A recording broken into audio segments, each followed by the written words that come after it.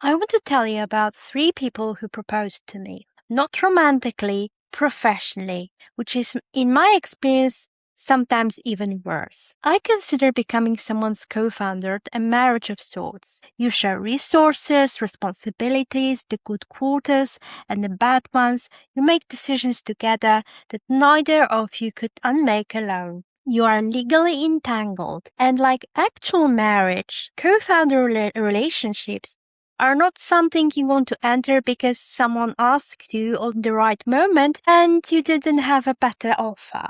I don't take creepy marriage proposals on the first date. It turns out several people have not received this information. The first one came via LinkedIn. I was browsing for potential pilot partners for my apps, the unglamorous necessary work of early-stage founder life, when I noticed a woman had viewed my profile. She looked like a reasonable fit for my test.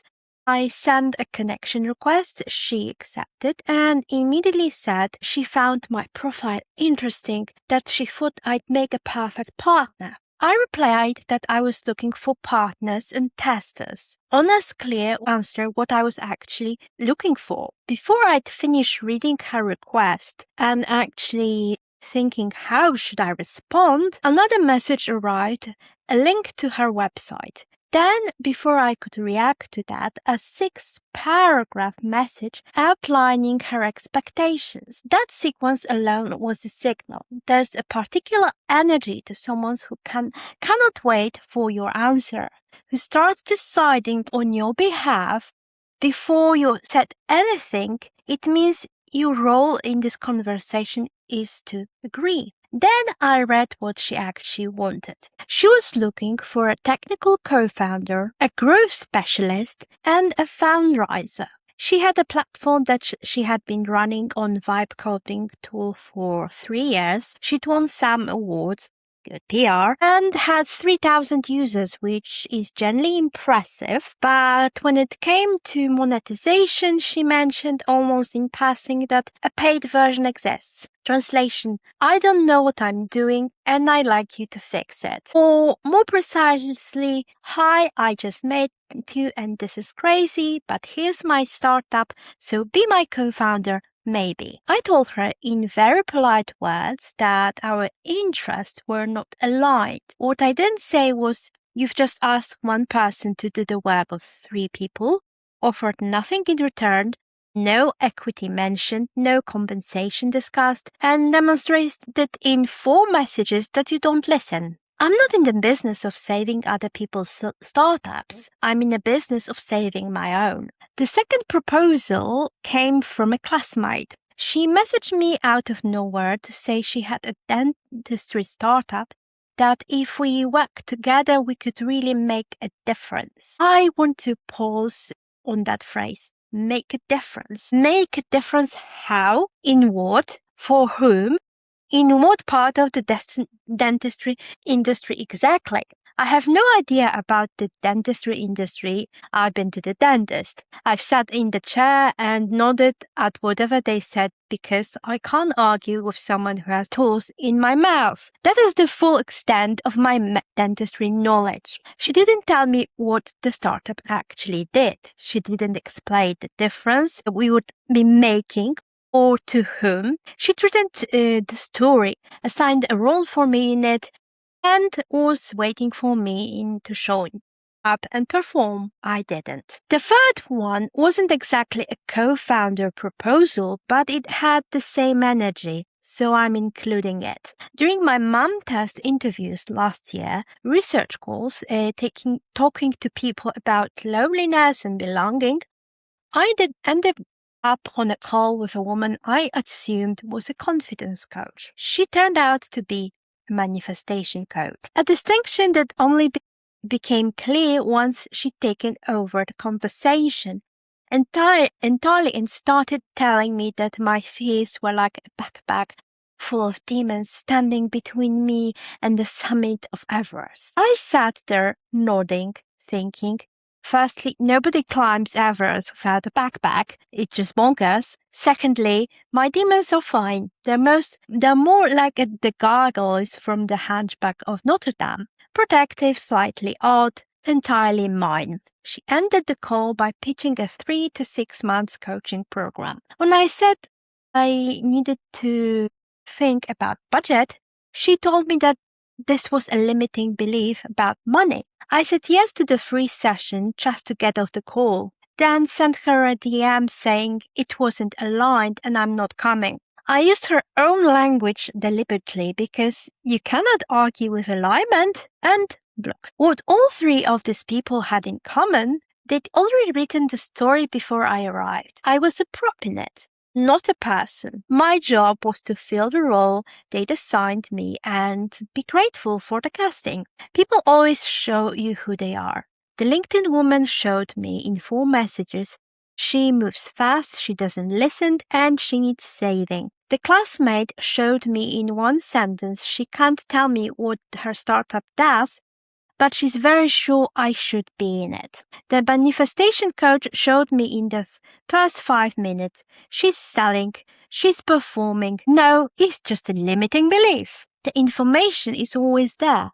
The only question is whether you trust yourself enough to use it. A year ago, I might have engaged. With the LinkedIn woman, I might have told myself it was an opportunity I could make and I could make it work. Saying no felt wasteful. I would have negotiated against myself before she even made an offer. That's what desperation does. Every mediocre occasion looks like the occasion. You take it because you're afraid the next one won't come. And because somewhere underneath all of it, you still believe you have to earn your place at the table by being useful to someone else first. I've been that woman. I entered a co-founder relationship I knew was wrong from the first conversation because I didn't feel I had other options. Which brings me to Porto. I was sitting alone. It was part of my student life. Not much was going on when an email arrived about a women's accelerators and I could apply.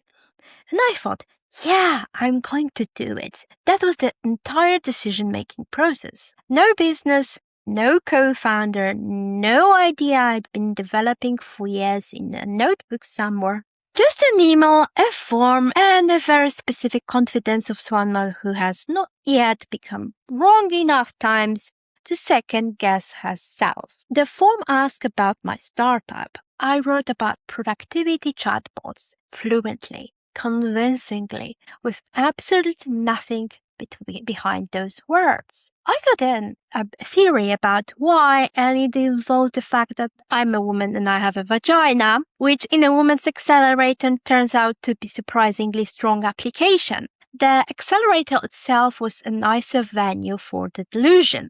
There was a mentor who was more interested in her personal brand than in me. Lecturers more interested in taking selfies with us than in teaching anything useful, and the organizers were primarily focused on producing a very polished video from the final gala in which we, the founders, were called samurais. We were women, mostly in our 20s and 30s, with half-formed ideas and borrowed confidence and real ambition. And someone decided the right framing for was feudal Japanese warriors. I'm not sure what samurais have to do with SaaS. I was consulted. Nobody at that accelerator asked what the chatbot actually did. Nobody asked who would pay for it, or why, or whether the problem I was trying to solve was real. We were there to perform being founders, and the organizers were there to perform running an accelerator. And as long as everyone hit the marks, the video would look excellent. I walked out with exactly the same idea I walked in with, just slightly more cinematic. Here's the thing the startup world tells you. You will have to be a little delusional.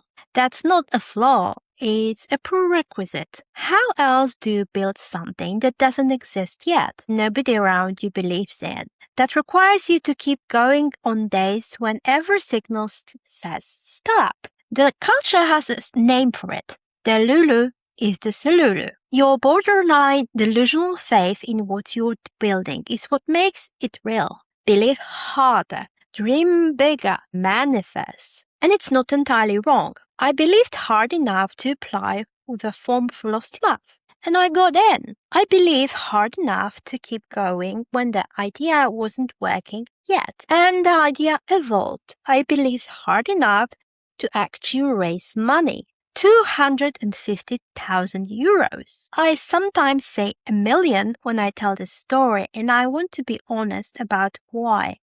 250,000 doesn't land with the same weight. It doesn't sound like proof. A million sounds like proof. Rounding up, it's its own quiet delusion. The story we tell so that you sound like someone who was right to believe. The money came from the EU grants. And here's the thing about EU grant panels. They are not full of people who build actual businesses. They are full of people who evaluate whether a business sounds plausible on paper, whether the documentation is correct, whether the boxes are ticked. A business model on paper and a business model in reality are not the same thing. I had one. I did not yet have the other. The grant validated the paperwork, not the product. Same logic as the accelerator. Bigger number. Both rewarded the performance of having a startup, not the actual startup. I was very good at that performance. The performance kept working, and I kept mistaking applause for proof. And then there was the co-founder. I won't do the full emotion archaeology here. I have another episode for that, and to be honest, I talk about this guy so many times that I think I have exhausted the topic. But what I want to talk about is one specific thing, what he promised and what I believed him, and why I believed him. He had contacts. That was the pitch. The kind of contacts that open doors, get you into the rooms you couldn't get into alone, make a startup go from paper to real because of who picks up the phone. He told me this with total confidence, the way you tell someone something you know to be true. He could introduce me to people. We could do projects together. The network was vast and warm and just waiting to be activated. And then, the crown jewel. He told me he knew someone who would introduce me to the founder of a very known NGO in Poland, the one who is doing the sex education thing, the one connected to a very known model. He said he had a contact to that NGO. He did not have it. None of the introductions materialized. Not the contacts, not the project, not the contact to the sex education NGO. That was supposedly one handshake away. What he had, it turned out, was an excellent relationship with the idea of having contacts, the promise of access, the performance of a well-connected person, held together by confidence and the fact that I wasn't yet asking for receipts. Every fairy tale needs a villain. I just didn't think mine would arrive with a LinkedIn profile and a co-founder agreement. Looking back, the delusion wasn't just that I believed him. It was more specific than that. I believed him because I wanted what he was promising to be real. I wanted the network. I wanted the introduction. I wanted someone to open a door I couldn't open myself. Because deep down, I wasn't sure I was allowed through it. That's the trap inside the trap. It's not about trust. It's about what you're hoping someone else will solve for you, and how that hope makes you hear what you want to hear instead of what they're actually saying. The LinkedIn woman in 4 messages showed me exactly who she was and what she needed. I read the signals. I left. My co-founder in the first few conversations showed me exactly who he was too. I read the signals. I decided they meant something else. Same information, different outcome. The difference was that I wanted one thing from him that I didn't want from her. And that wanting made me blind. There's another layer to this I've been sitting with. If you are artistic, and I found out recently which recontextualizes a great many things, the startup ecosystem relationship with delusion has a specific edge for you. A lot of what the ecosystem celebrates as founder confidence is really social performance, projecting certainty, adjusting your pitch what people want to hear, telling the story that lands rather than the one that is true. That's not belief in your product, that's masking with a business plan. I was good at it. I've been practicing since first grade, and because I was good at it, I kept getting rewarded for the performance rather than the substance. The accelerator took me. The grants came. The co-founders signed on. Each one felt like validation. None of them were looking at what I was actually building. They were responding to how I was presenting it. The moment I stopped being able to sustain the performance, when the co-founder was gone and the funding was spent and there was nothing left to perform, that's when I had to actually look at what was there. Not much, and also something real. What I actually learned from all of it, the LinkedIn woman, the dentistry classmate, the manifestation coach, the accelerator, the grant, the co-founder, is narrower and more useful than I expected. What if a person delivers? Not the promise, the delivery. It costs nothing to make a promise. It costs nothing to send 4 LinkedIn messages with big energy and no offer. It costs nothing to say, together we can make a difference, without explaining what the difference is or to whom. It costs nothing to claim a contact that doesn't exist. Watch what happens when the promise meets reality. Does the introduction happen? Does the work get done? Does the thing they said be there actually to show up? If it doesn't move on,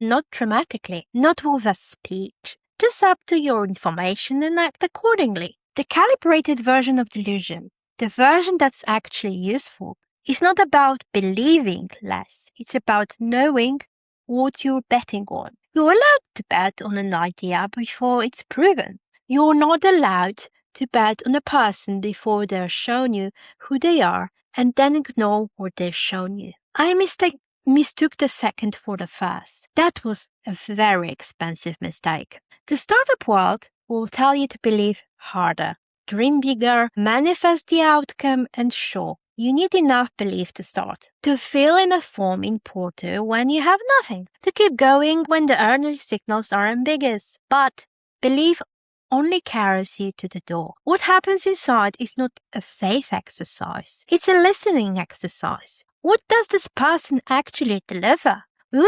What do these users actually need? What does the number actually mean, not in the grand application, but in the real world? The Lulu is sometimes the Sululu.